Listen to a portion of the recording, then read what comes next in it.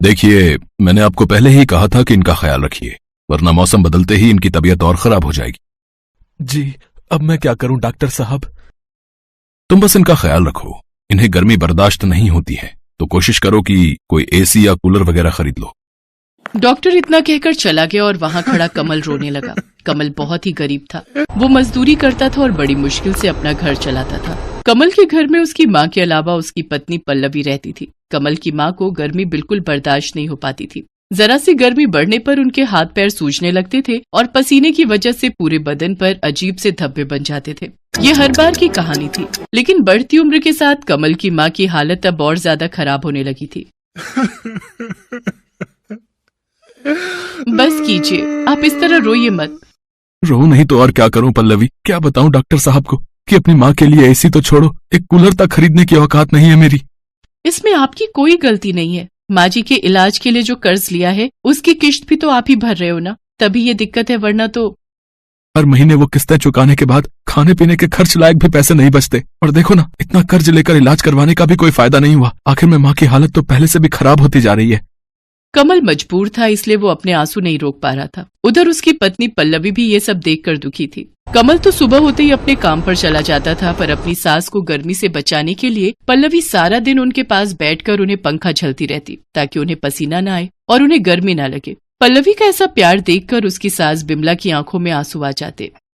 मैंने जरूर पिछले जन्म में कोई अच्छे कर्म किए होंगे, जो मुझे कमल जैसा बेटा और तुम जैसी बहू मिली। तुम दोनों मेरी वजह से कितने परेशान हो रहे हो। बस अब तो भगवान मुझे जल्दी से उठा ले, तब जाकर।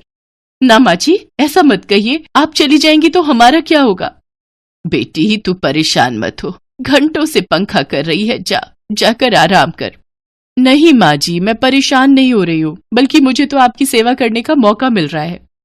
हे भगवान, ऐसी बहू सबको दे। कमल और पल्लवी दोनों विमला की बहुत सेवा करते थे। विमला को पंखा करते हुए पल्लवी सोचने लगी कि ऐसा क्या किया जाए जिससे उसकी सास के लिए एक एसी का इंतजाम हो जाए। और फिर उसी शाम। सुनिए, आपसे एक बात कहनी थी। हाँ बोलो ना। आप जितने पैसे कमाते हैं उससे तो हम माँ जी के लिए कभी एसी नहीं ले पाएंगे। हाँ तो? मैं सोच रही थी कि इस बार की सर्दियों में मैं भी कुछ काम शुरू कर दूं क्या? आपके पैसों से हम घर के खर्चे चलाएंगे और जो पैसे मुझे मिलेंगे उन्हें हम जमा करेंगे, और भगवान ने चाहा तो दोनों मिलकर अगली गर्मियों से पहले माँ जी के लिए एसी ले ही लेंगे। तुम्हारी सोच तो अच्छी है, पर माँ की सेवा, घर का काम और फिर बाहर का काम भी, तुम कैसे ये सब संभाल पाओगी? उसकी चिंता आप मत कीजिए। आप भी तो दिन रात काम करते हो ना, तो थोड़ी सी मेहनत तो मुझे भी करनी चाहिए। ठीक है, जैसा तुम ठीक समझो। किसी तरह गर्मियां बीत गई और फिर बारिश आई तो बिमला, कमल और पल्लवी ने राहत की सांस ली। जैसे जैसे गर्मी कम हुई, बिमला की तबीयत भी कुछ बेहतर होने लगी और साथ ही पल्लवी ने भी काम ढूंढना शुरू कर दिया। एक दिन पल्लवी एक बंगले पर पहुंची। कोई है क्या? जी हाँ, बताइए। भैया, मैं काम ढूंढ रही हूँ। कैसा काम? कैसा भी, झाड़ू बर्तन वगैरह। ओह हाँ, है ना। एक्चुअली मुझे भी एक मेड की तलाश है। तो आपने पहले कहीं काम किया है ना? नहीं, पहले तो कहीं काम नहीं किया। अच्छा, चलिए कोई बात नहीं, आप अंदर आ जाओ। पल्लवी घर के अंदर आई तो उसने देखा कि वो एक बड़ा सा हॉल था और वहाँ काफी सामान था, लेकिन सब कुछ पैक रखा हुआ था।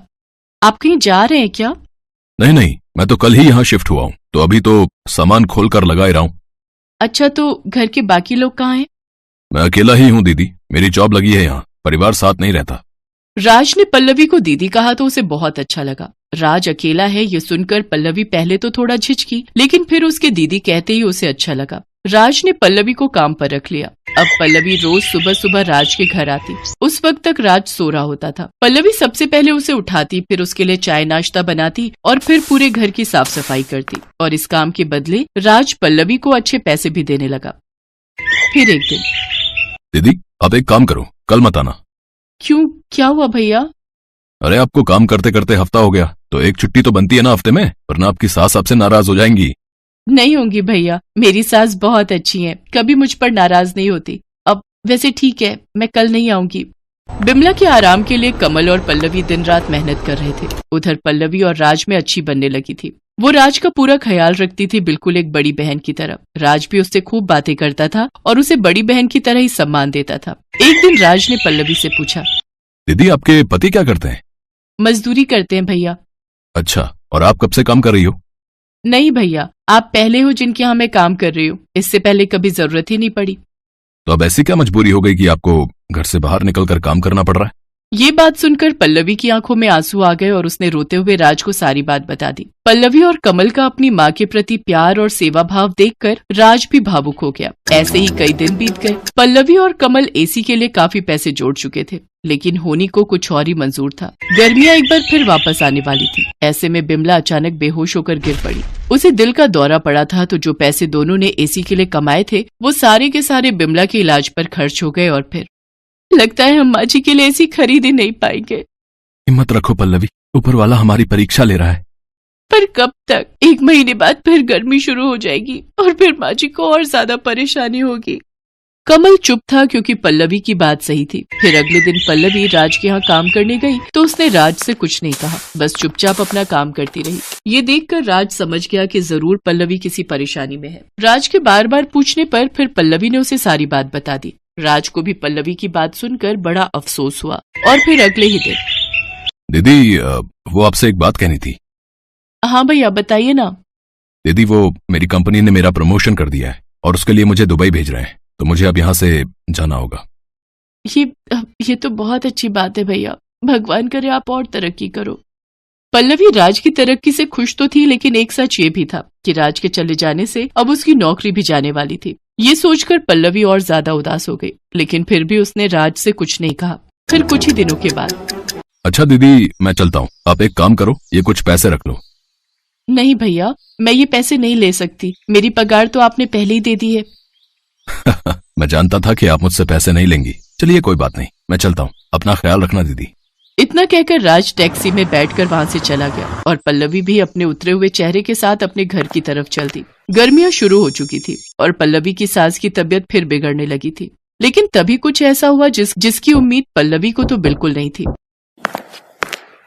जी बताइए। मैडम आपका कोरियर है और ये एक चिट्ठी भी है। नहीं भैया, आपको कोई गलतफहमी हुई है। ये इतना बड़ा डिब्बा हमारा नहीं हो सकता और हमें कोई कुछ क्यों भेजेगा? नहीं मैडम, ये आपका ही है, देखिए आपके घर का ही पता लिखा है यहाँ पर। कुरियर वाले की बात सच थी। पल्लवी को कुछ समझ नहीं आ रहा था, लेकिन फिर जब उसने उस बड़े से डिब्बे को खोलकर देखा तो उसे अपनी आंखों पर विश्वास ही नहीं हुआ। उसके अंदर बिल्कुल नया एसी था जिसे राज ने उसके लिए खरीदा था। एसी के साथ मिली चिट्ठी को पढ़ते हुए पल्लवी की आंखों से लगातार आंसू बहे जा रहे थे और मन ही मन वो राज को दुआएं दे रही थी।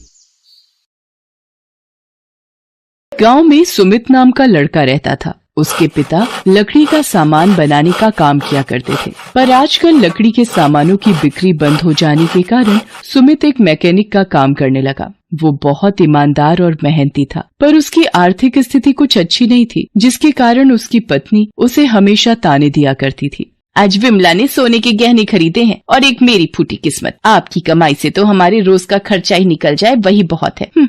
ऐसी बातें क्यों करती हो? देखना एक दिन मैं बहुत ही अमीर बन जाऊंगा। इतनी मेहनत करूंगा कि हमारे पास किसी भी चीज की कमी ना रहे, फिर तुम्हें कार में घुमाऊंगा। मेहनत से कभी कोई कुछ हासिल कर पाया है भला? अब आपकी चिकनी चुपड़ी बातों में मैं आने वाली नहीं। जब से इस घर में मेरी शादी हुई है, मैंने तो सपने देखना ही छोड़ दिया। सुमित गैरेज में खूब मेहनत करता, दिन भर अपने काम में ही लगा रहता। अब तो वो अपने खाने पर भी ध्यान नहीं देता था। उसकी कड़ी मेहनत को देखकर उसके गैरेज का मालिक कहता है, क्या बात है सुमित, आजकल तुम गैरेज में दिन रात कड़ी मेहनत करते हो? रात हो गई है तुम्हें, अब तुम्हें घर जाना चाहिए। नहीं मालिक, मैं ओवर टाइम करूंगा। मुझे बहुत पैसे कमाने हैं। मैं एक कार बनाना चाहता हूँ जिसके लिए मुझे पैसों की जरूरत है। ठीक है सुमित, जैसी तुम्हारी मर्जी, पर अपनी सेहत का भी ध्यान रखना। सुमित ओवर टाइम से मिले पैसे को एक गुल्लक में जमा करता जाता है और कुछ दिन बाद जब गुल्लक भर जाता है तो वो उस गुल्लक को फोड़कर सारे पैसे बाहर निकालता है। आखिरकार मैंने इतने पैसे जमा कर ही लिए। अब इन पैसों से मैं कार के पार्ट्स खरीदूंगा और फिर उससे एक कार बनाऊंगा। कहीं आप पागल तो नहीं हो गए हैं? आप कार बनाएंगे? फिर तो बन गई कार। हाँ सुमन, आज तक मैंने तुम्हें कभी कुछ नहीं दिया, पर मेरी दिली इच्छा थी कि मैं तुम्हें कार में घुमाऊं। इसलिए कई दिनों से मैं थोड़े थोड़े पैसे जमा कर रहा था। आज गुल्लक में बहुत पैसे हो गए हैं, इससे मेरे कार के लिए अच्छा खासा सामान आ जाएगा। सुमित दिन रात मेहनत करके कार को कंप्लीट बना लेता है। वो उसे चलाकर देखता है और कार चल पड़ती है। सुमित की खुशी का कोई ठिकाना ही नहीं रहता। आखिरकार मैंने बना ही ली मेरी कार, मेरी खुद की कार। अब सुमन मुझ पर कभी गुस्सा नहीं करेगी। पूरे इलाके में शायद ही किसी के पास ऐसी अनोखी कार होगी। शाबाश सुमित, शाबाश। ऐसी लाजवाब कार तो हमने आज तक नहीं देखी। मुझे तुम पर गर्व है। जाओ, जल्द से जल्द ही कार अपनी पत्नी को दिखाओ। हाँ मालिक, हाँ मैं अभी जाता हूँ। सुमित गाड़ी लेकर अपने घर के लिए निकल जाता है। वो मस्ती से कार चलाता है और गाना गुनगुनाता है। चला जाता हूँ किसी की धुन में, धड़कते दिल के तराने लिए। रास्ते में उसकी नजर एक फूल की दुकान पर पड़ती है। वो फूल लेने फूल वाले की दुकान के पास अपनी गाड़ी रोकता है। वो मन ही मन सोचता है, सुमन के लिए कुछ फूल ले लेता हूँ, वो तो बहुत खुश हो जाएगी। गाड़ी से उतरकर वह फूल वाले से कहता है, अरे फूल वाले भैया, जरा अच्छे अच्छे लाल गुलाब दिखाना। देखिए भैया, कौन से गुलाब पैक कर दूं? हैं? सारे गुलाब ताजे हैं। ये लाल गुलाब लीजिए, भाभी खुश हो जाएंगी, बता रहा हूँ। सुमित दुकान से गुलाब लेकर जैसे ही पीछे मुड़ता है, देखता है कि कार वहाँ है ही नहीं। हे भगवान, कहाँ गई मेरी कार? यही तो खड़ी की थी मैंने, मेरे सारे पैसे उसमें लगे हैं। अब मैं सुमन को क्या कहूँगा? भैया देरी मत करिए, तुरंत पुलिस स्टेशन जाकर रिपोर्ट करवाइए। हाँ। सुमित भागते भागते पुलिस स्टेशन जाता है। पसीने से लथपथ सुमित पुलिस स्टेशन पहुंचता है। हवलदार साहब, मेरी कार चोरी हो गई है, मुझे रिपोर्ट लिखवानी है। तो जैसे फटीचर के पास कार कहाँ से आएगी? जाओ जाओ, टाइम खराब मत करो। मैं एक मैकेनिक हूँ, मैंने बनाई है कार। आप मुझे बड़े साहब से मिलवा दीजिए। मेरी सारी मेहनत की कमाई उस कार को बनाने में लगी हुई है। मेरी पत्नी को पता चला कि कार चोरी हो गई है तो वो मुझे जिंदा नहीं छोड़ेगी। इतना आसान काम नहीं है रिपोर्ट दर्ज कराना। रिपोर्ट लिखवाने के लिए पहले तुम्हें टाइपराइटर से सारी बातें लिखवा कर लानी होंगी, उसके बाद कहीं रिपोर्ट दर्ज होगी। और जहाँ तक रही बड़े साहब से मिलने की बात, तो बड़े साहब तो अभी छुट्टी पर हैं, 4 दिन बाद ही आएंगे। तुम 4 दिन बाद आओ। सुमित बहुत दुखी हो जाता है और उदास चेहरे के साथ अपने घर जाने के लिए निकल पड़ता है। रास्ते में उसकी नजर शहर से आए कुछ लोगों पर पड़ती है जो तरह तरह की कार लिए लाइन में खड़े थे। वहाँ जोर जोर से अनाउंसमेंट हो रही थी, कार रेस जीतिए और पाए 10 लाख रुपए नकद इनाम। अगर मेरे पास मेरी कार होती तो आज मैं जीत जाता, पर शायद मेरी किस्मत में ऐसा नहीं लिखा है। सुमित घर पहुंचता है और सारी बात सुमन को बताते हुए कहता है, मुझे माफ कर दो सुमन, शायद मेरी किस्मत में खुशियां हैं ही नहीं और मैं तुम्हें भी खुशी नहीं दे पा रहा। इतने दिनों से दिन रात मेहनत करके मैंने पाई जोड़ी और कार बनाई और वो कार चोरी हो गई। तुम्हारी सहेलियों के पति तो उन्हें क्या क्या तोहफे देते हैं, मैं तो तुम्हें कुछ भी नहीं दे पाया। मैं किसी काम का नहीं हूँ।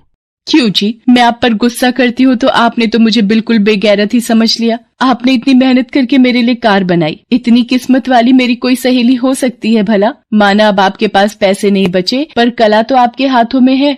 इस कला का मैं क्या करूंगा? अगर आज मेरी कार रहती तो मैं कार रेस में हिस्सा लेकर 10 लाख रुपए जीत जाता। मेरे पास एक आइडिया है। आपको तो लकड़ी का काम पहले से ही आता है, क्यों ना आप एक लकड़ी की कार बनाएं और उस कार से रेस में हिस्सा लें। उस रेस में तो लोग इतनी महंगी महंगी गाड़ियां लेकर रेस करने आए हैं और मैं लकड़ी की कार से कैसे रेस जीतूंगा?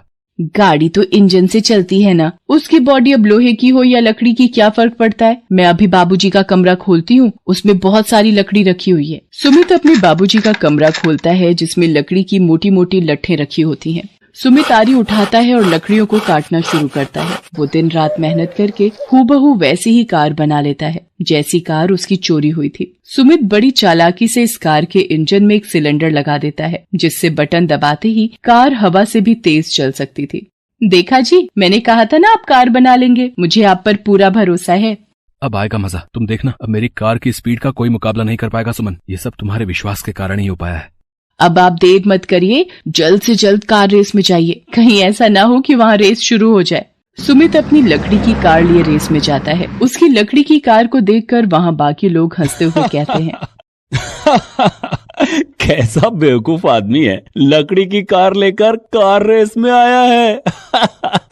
छोड़िए जी, क्यों इनकी बातों पर ध्यान देते हैं? आप अपना मनोबल टूटने मत दीजिए, हम तो इसी कार से जीतेंगे। बड़ी हिम्मत कर सुमित खड़ा हो जाता है। सब लोग उसकी तरफ देखकर उसका मजाक बना रहे होते हैं। वो बहुत शर्मिंदगी महसूस करता है और उसका मनोबल टूटने लगता है। जैसे ही रेस स्टार्ट होती है, सारे लोग सुमित से आगे निकल जाते हैं। अरे ये क्या, सिलेंडर का बटन काम क्यों नहीं कर रहा? अरे चालू हो जा मेरी कार, मेरी इज्जत तेरे हाथ में है। लगभग रेस खत्म ही होने वाली होती है और सुमित सबसे पीछे छूट जाता है। आपको जीतना ही होगा सुमित जी, आपको आज सब लोगों को साबित करना है कि आप कितने काबिल हैं। किस्मत बार बार मौका नहीं देती। लेकिन तभी करिश्मा होता है। कार में लगा सिलेंडर अचानक ही चालू हो जाता है और सुमित की कार हवा से भी तेज भागने लगती है, जिसे देख सब हैरान रह जाते हैं और सब प्रतिभागियों को पीछे छोड़ते हुए सुमित वो रेस जीत जाता है। सुमित पहली पोजीशन पाकर रेस जीत जाता है। सारे लोग सुमित की तारीफ करते हैं। वाह वाह, लकड़ी की कार से ये लड़का रेस जीत गया है। हाँ भाई, ये तो बड़ा होनहार आदमी लगता है। हाँ देखो देखो। इस तरह सुमित को 10 लाख रुपए इनाम में मिलते हैं और गांव में सुमित की इज्जत बहुत बढ़ जाती है और वो लकड़ी के कार बनाकर उसे विदेशों में बेचने का बिजनेस शुरू कर देता है और खूब पैसे कमाता है।